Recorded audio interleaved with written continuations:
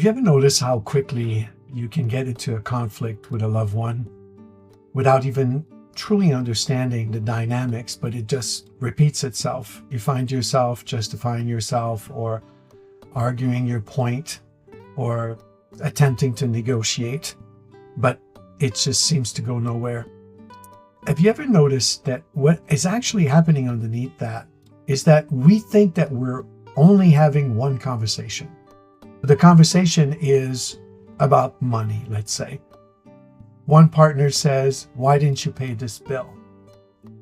And then we get focus on this topic. We push against it. We start talking about what's the reason why the bill didn't get paid, and what's the condition that maybe makes it stressful that the bills are not getting paid, and what's happening at work. And this dynamic of attempting to stay on topic and to think that there's only one conversation, which is the conversation about money, is the very thing that the monkey mind keeps alive, that keeps us trying to solve a problem at a thinking level that doesn't exist there.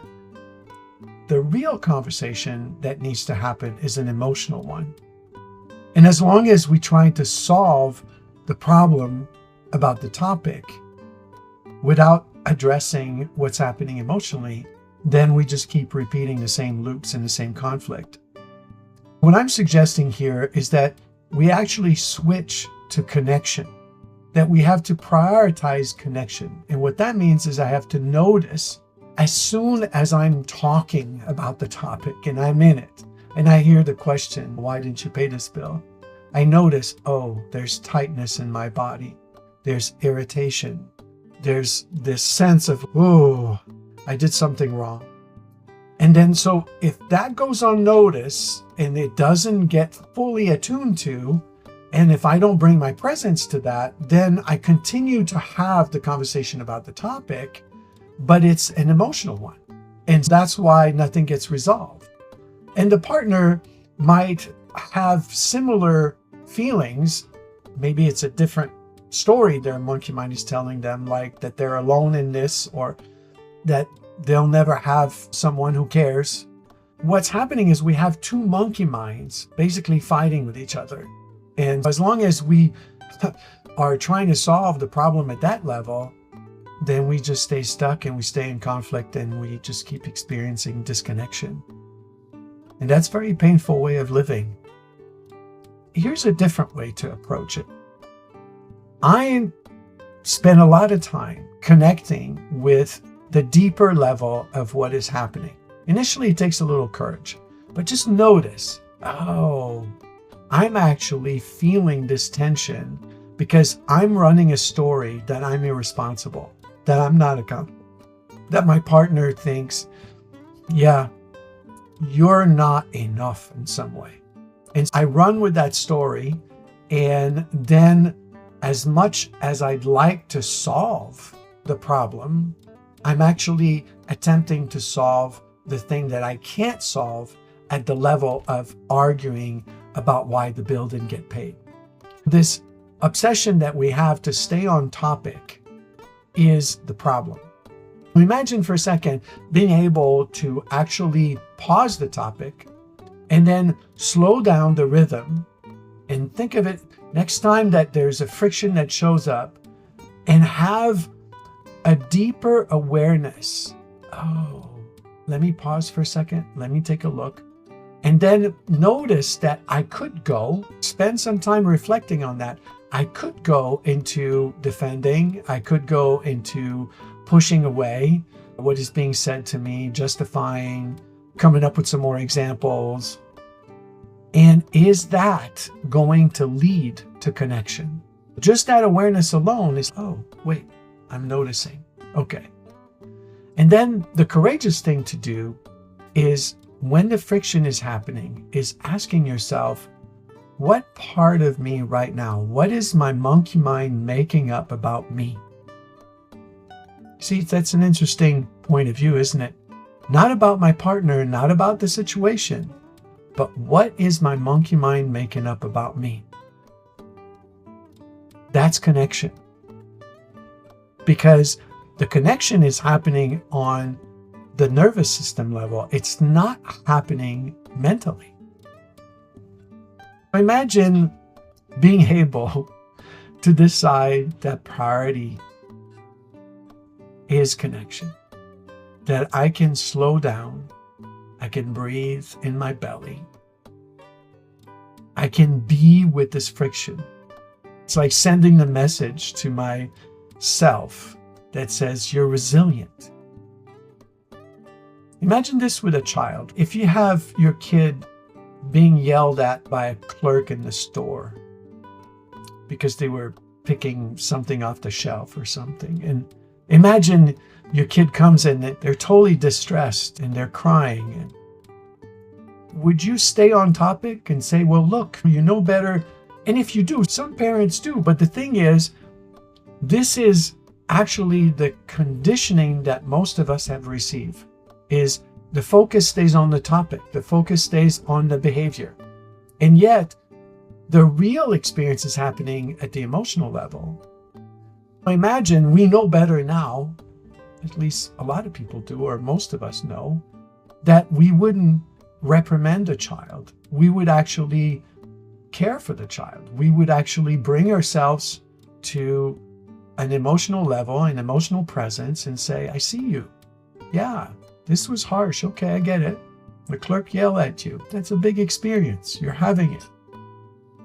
Imagine that those moments when we're having friction and we're having conflicts with our loved one, the people we love the most, the people we actually cherish, right? The people who we value. Isn't it worth to slow down for a second and notice that if I go in defensive mode, I'm not talking about money anymore. I'm actually talking about me and whether I'm okay or not. And most likely, so is the partner. And this is a discipline initially, to slow down enough this monkey mind. I just pause it, just notice. My attention is required. My attention is required because at the nervous system level now, some turmoil is happening. There's a disruption in the force.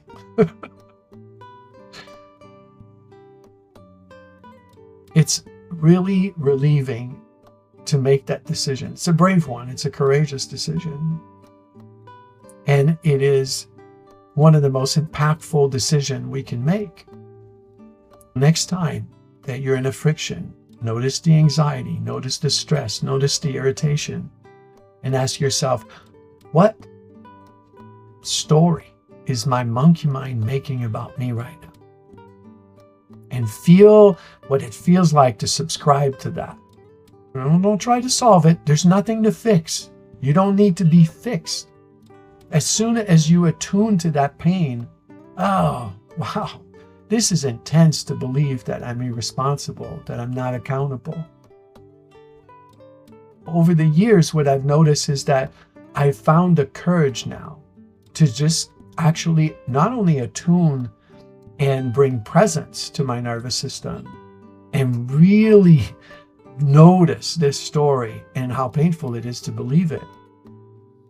I then share it with my partner.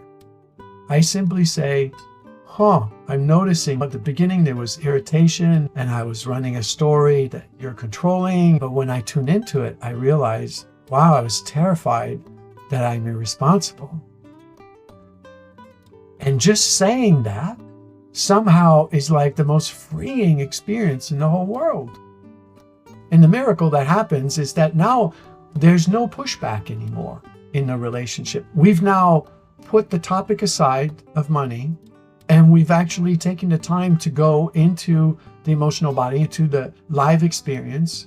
We're attuning to it and we're communicating so the other person actually can feel like, oh, that's different. I didn't know that was happening for you. This kind of attunement and this kind of connection allows us to go back to the conversation about money. And then it's not charged with that emotion. Makes total sense. Yet it takes us a sense that we've had enough of those conflicts. For most people, that's what it takes. And if that's what it takes, well, okay. But notice that it's painful to repeat the same cycles over and over, and it's not necessary. We don't have to follow the monkey mind incessantly. It's painful to do that. So be brave, be courageous in your relationship. Pause, breathe, notice, what is my monkey mind telling me about me? What stories am I making up about me? If there's something that resonated with you in this conversation, it's not just meant to be information. The real transformation can happen when we actually practice together how to live authentically, how to live beyond the monkey mind, how we actually learn to feel safe, to be just who we are. So if that excites you, come and join us. I've created pods in avivlavie.com. You can find the link as it will follow, and join us so that we can actually make connection a priority in our lives. Thank you for listening.